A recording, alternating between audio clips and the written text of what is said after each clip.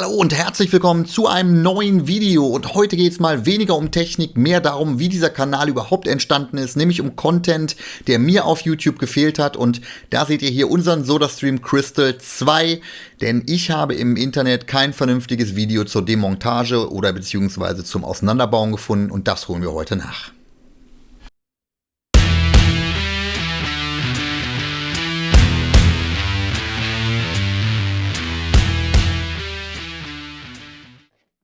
Ja, die Gründe, warum ihr das Ding auseinanderbauen wollt oder müsst, sind halt vielfältig, ne? Entweder es ist irgendwas hinten mit dem Zylinder, mit der CO2-Kartusche nicht in Ordnung, oder aber ihr habt irgendwelche Dichtungen, die nicht sauber sind, beziehungsweise die undicht sind, oder aber es ist innen drin alles verkalkt und ihr wollt es mal intensiv reinigen. Also aus meiner Sicht gibt es eine Vielzahl von verschiedenen Dingen, die es zu beachten gilt, beziehungsweise die ihr damit auch erledigen könnt. Wichtig ist, hier sind ein paar Teile dabei, zum Beispiel dieser Einfüllstutzen. Da solltet ihr aufpassen, wenn ihr den anfasst, entweder mit sehr sauberen Fingern oder aber ihr reinigt den nachher nochmal intensiv, das vielleicht nur als kleiner Hinweis.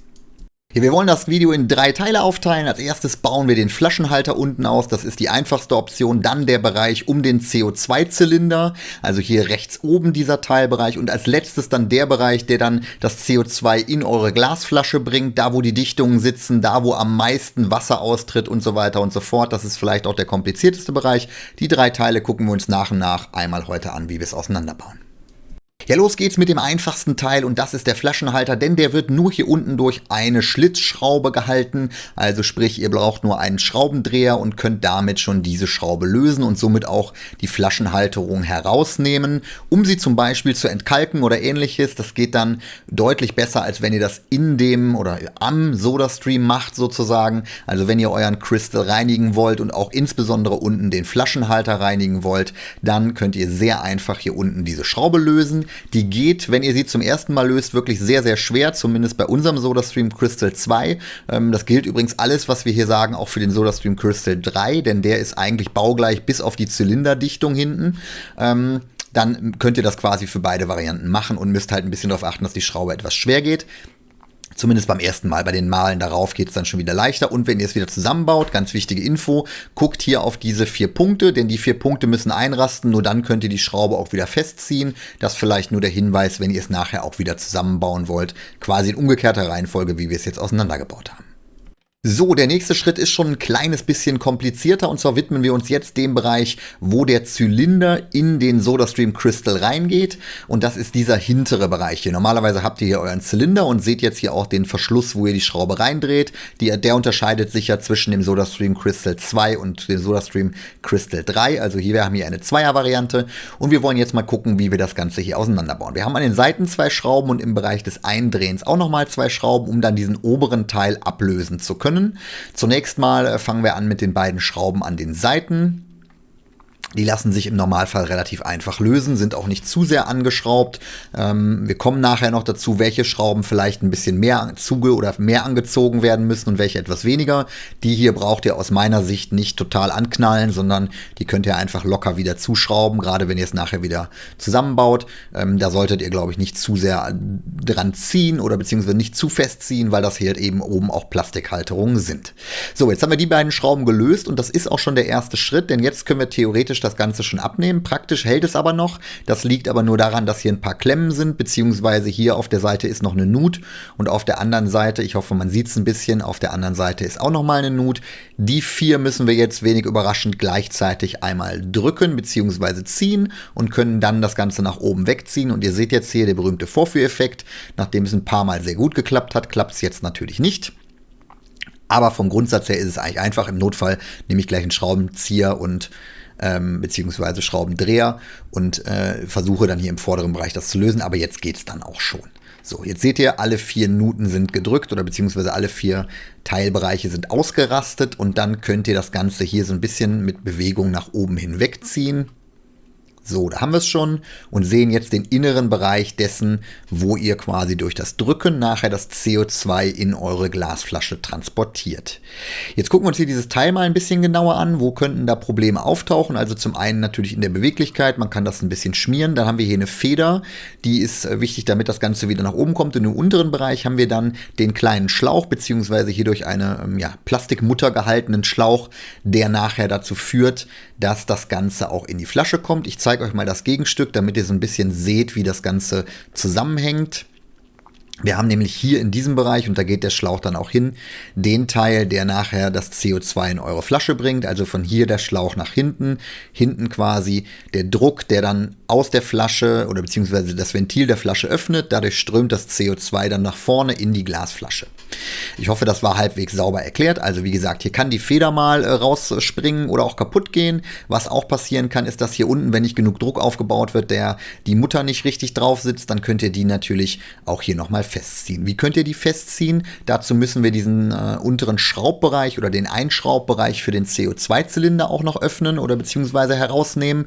Dazu lösen wir einmal die beiden Schrauben, die hier auf der Unterseite noch sind. Wenn ihr nur die Feder ändern wollt oder nur die Feder tauschen wollt oder beziehungsweise wieder reinsetzen wollt oder auch nur oben ein bisschen was schmieren wollt, braucht ihr den Teil hier jetzt natürlich nicht machen.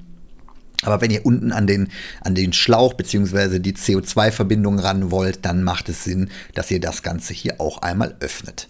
So, beide Schrauben schnell rausgedreht und dann können wir uns das Ganze auch schon genauer angucken. Jetzt nehmen wir den SodaStream Crystal hier wieder hoch und können den Teilbereich hinten jetzt nach oben wegziehen. Das geht nicht ganz einfach, weil es vorne noch eingerastet ist. Da müsst ihr ein kleines bisschen drücken, dann löst sich das auch vorne und dann könnt ihr das Ganze auch rausnehmen und könnt dann hier reinigen, vielleicht auch diese Schraube hier oder vielmehr diese Mutter lösen bzw. wieder festziehen, gerade wenn im hinteren Bereich CO2 austreten sollte, dann kann es sein, dass dieser kleine Schlauch bzw. die Mutter nicht richtig fest sitzt, könnt ihr einfach wieder festziehen und solltet ihr im Nachgang dann auch hier nicht nur handfest, sondern durchaus auch mal mit einem kleinen bisschen noch mit dem Schraubenschlüssel festziehen, aber macht es nicht zu feste, denn sonst bricht das Ganze und das seht ihr hier im vorderen Bereich auch. Ich zeige euch, wo der Schlauch lang geht, der geht nämlich hier nach vorne. Wenn ihr das Ganze rausnehmen wollt, könnt ihr das auch dann lösen. Und diese kleine schwarze Mutter, die ihr im rechten Bereich seht, die ist mir kaputt gegangen, zu fest angezogen und schon war sie gebrochen, kann man aber leicht im 3D-Drucker nachdrucken und dann passt das Ganze auch. Wenn ihr es wieder reinsetzt, müsst ihr nur gucken, dass ihr wieder unten an die Nut kommt und dann könnt ihr es wieder zusammenschrauben. Alles ganz easy. So, der dritte und womöglich komplizierteste Teil ist dann der Bereich, wo das CO2 in eure Flasche kommt mit dem Druckausgleich und so weiter und so fort. Dazu könnt ihr zunächst mal, oder beziehungsweise müsst ihr sogar zunächst einmal hier oben diese Plastikkappe abnehmen. Da könnt ihr einfach hinten mit einem Schraubenzieher oder was Ähnlichem reingehen, dann das Ganze nach oben hin weghebeln. Jetzt habe ich euch gerade eben schon gesagt, dieses schwarze Teil sieht bei euch mit Sicherheit weiß aus, denn diese Mutter musste ich nachdrucken, weil sie mir kaputt gegangen ist beim Zusammenschrauben. Deswegen zieht es auf keinen Fall zu feste an. Das bricht dann relativ schnell. Jetzt müssen wir als erstes aber hier diesen oberen Teilbereich einmal abnehmen, damit wir an alles andere besser drankommen. Und man erkennt es nicht gut, aber hier unten in den Ecken sitzen zwei Schlitzschrauben. Die müssen wir jetzt einmal rausdrehen. Da geht das Licht leider nicht ganz runter. Und jetzt gucke ich mal, ob ich mit dem Schraubenzieher schon drankomme. Nee, der packt nicht. Da müssen wir den anderen Schraubenzieher nehmen. Also ist da etwas diffizil und ich empfehle euch unbedingt, lasst die Schrauben drin. Also wenn ihr das Ganze gleich abnehmt, guckt, dass die Schrauben nicht rauspurzeln, weil die nachher wieder da reinzukriegen, ist im Zweifel schwieriger. Wenn ihr sie wieder reinkriegen müsst, dann macht es auf jeden Fall, wenn ihr diesen Teilbereich noch in der Hand habt und nicht schon aufgesetzt habt, weil so kommt ihr hier tatsächlich an die Schrauben unten nur sehr, sehr, sehr schwierig dran. Braucht ihr auf jeden Fall einen magnetischen Schraubendreher. Wenn ihr das Ganze nach oben hin weggezogen habt, geht das Ganze schon etwas einfacher. Am besten ist aber, ihr lasst sie einfach drin, dann braucht ihr euch darum keine Sorgen zu machen. So, ich drehe die andere Schraube auch nochmal raus.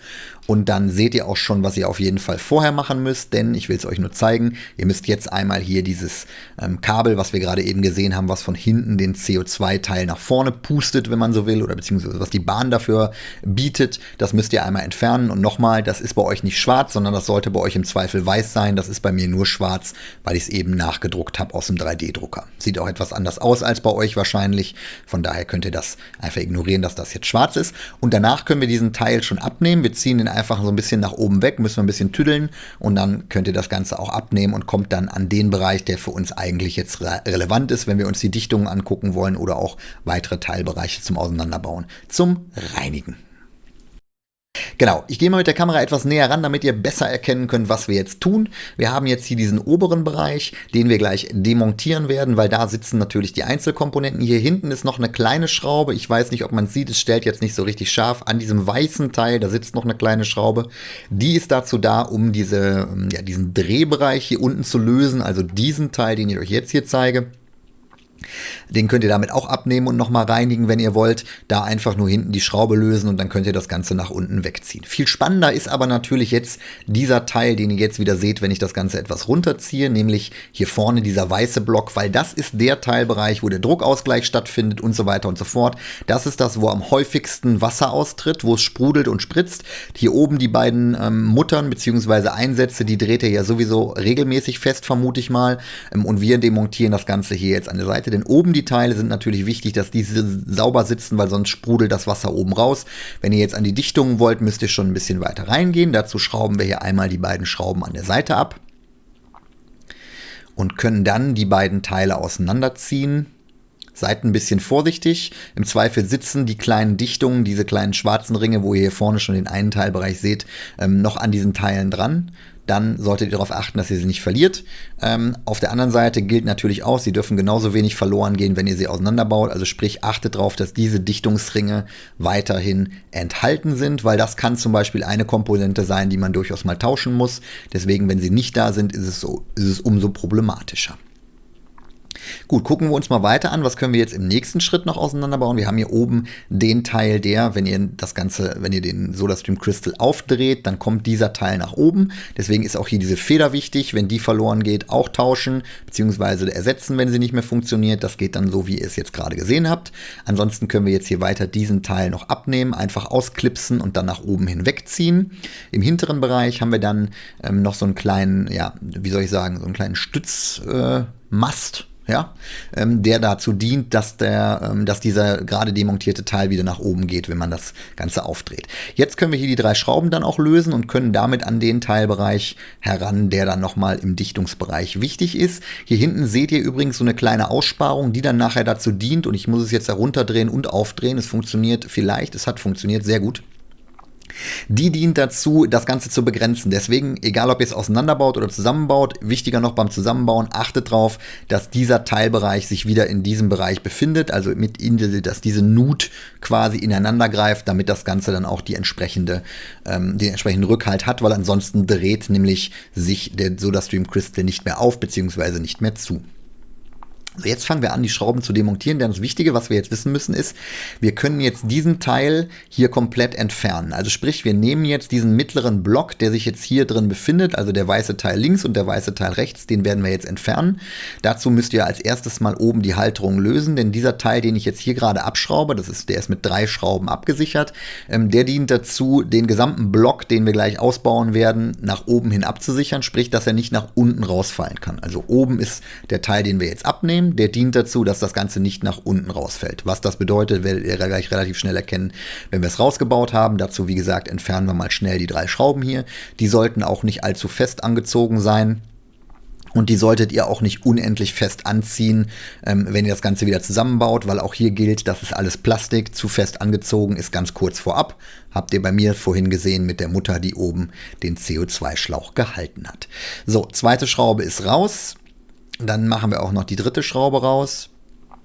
Für die Arbeit hilft es übrigens im Zweifel, wenn ihr den Flaschenhalter unten demontiert. Das kann euch durchaus helfen, weil ihr da ein bisschen mehr Operationsspielraum habt, also von der Weite und Breite her. Das ist aber Geschmackssache, sage ich mal. Ihr seht, es geht auch ohne. So, jetzt ziehen wir das Ganze nach oben hinweg, haben also jetzt hier diese Halterung abgebaut und können jetzt den Teil, den das Ganze gehalten hat, sprich diesen gesamten Sprudelbereich in Anführungsstrichen, den können wir jetzt nach unten hinwegziehen. Und ihr seht hier, ich müsste unseren SodaStream Crystal auch dringend mal wieder reinigen. Damit wollte ich euch aber eigentlich nur zeigen, was alles dreckig ist und was man dann reinigen kann. So, jetzt haben wir hier diesen Teil, den wir jetzt rausgenommen haben. Das ist so eine metallene Abdeckung. Hier ist ganz wichtig, hier ist so eine kleine Nut noch drauf. Die wird nachher beim Zusammenbauen extrem wichtig, genauso wie dieser obere Bereich, wo ihr hier ein Loch habt, welches ein weiteres kleines Loch direkt daneben habt. Das ist wichtig, damit ihr nachher das Ganze wieder richtig zusammenbaut, denn ihr seht hier, nur ein Loch hat quasi diesen kleinen Plastikpinüppel. Und wenn ihr die beiden wieder ineinander zieht, dann seht ihr hier, dass wir das Ganze dann auch sauber zusammenschrauben können. Dann passen auch die Löcher alle aufeinander, alles kein Problem. Und die Nut, und das ist tatsächlich das Wichtige, woran ich beim ersten Mal so ein kleines bisschen gescheitert bin beim Auseinander- bzw. wieder zusammenbauen, die Nut muss dann nachher in diesen etwas weiteren Bereich. Lasst euch nicht irritieren, dieser schmale Bereich links daneben ist nicht der richtige, denn dann funktioniert das Ganze nicht. Ihr müsst diesen etwas weiteren Bereich nehmen, da die Nut rein, und wenn ihr dann diesen kleinen Plastik-Pinüppel oben mit den Schrauben richtig verbunden habt, dann könnt ihr das Ganze auch ohne Probleme wieder zusammenbauen. So, wir gucken nochmal weiter, denn wir sind fast schon am Ende des Auseinanderbauens. Jetzt könnt ihr hier unten diesen Teil, den würde ich euch dringend empfehlen, auch ab und an mal zu reinigen, weil das ist natürlich das, wo das Wasser immer durchsprudelt. Da kann man durchaus mal mit Essig oder mit irgendeinem anderen Reiniger, der sich verträgt, an das ganze Thema rangehen. Und hier sitzen übrigens auch die meisten Dichtungen. Ihr seht schon in der Mitte diesen kleinen schwarzen Teilbereich. Dann demontieren wir jetzt ja hier noch eine weitere Halterung, die auch dazu dient, diverse Dichtungen zu halten. Also überall da besteht die Möglichkeit, dass Wasser austritt oder ähnliches. Deswegen checkt, wenn da Wasser austritt, auf jeden Fall mal, ob die Dichtungen alle passen. Gerade die obere Dichtung, die zum Beispiel die Flasche abdichtet oder aber auch dieser Teilbereich, der den Mittelbereich abdichtet, all das kann man sich mal angucken. Manchmal verrutschen die, manchmal gehen die kaputt, dann kann man die im Zweifel austauschen. Ja, oder beziehungsweise auch reinigen, das habe ich ja gerade eben schon gesagt. So, dieser Teil ist jetzt hier auch demontiert und damit sind wir zumindest aus meiner Sicht am Ende der Demontage angelangt. Weiter auseinanderbauen kann man es zumindest nach meinem Verständnis nicht. Wenn ihr da noch weitere Tipps habt, wie man es weiter auseinanderbauen kann, lasst es mich gerne wissen. Dieser Bereich und diese beiden kleinen Teile hier, das ist das, wo am häufigsten Undichtigkeiten auftreten. Also die solltet ihr insbesondere checken, wenn ihr da Probleme mit austretendem Wasser oder ähnlichem habt. Und grundsätzlich natürlich reinigen kann man das Ganze komplett. Das ist auch das Wichtige, denn ihr seht, überall setzt sich Kalk ab und so weiter und so fort. Ja, was soll ich sagen? Für den Zusammenbau denkt an diesen Nüppel und sowohl an diesen kleinen Metallnüppel als auch diesen Plastiknüppel. Ich hoffe, es hat euch ein kleines bisschen weitergeholfen. Falls ihr noch Fragen habt, schreibt mir gerne in die Kommentare. Ich bedanke mich bei euch fürs Zusehen und sage Alexa, Kamera aus. Okay.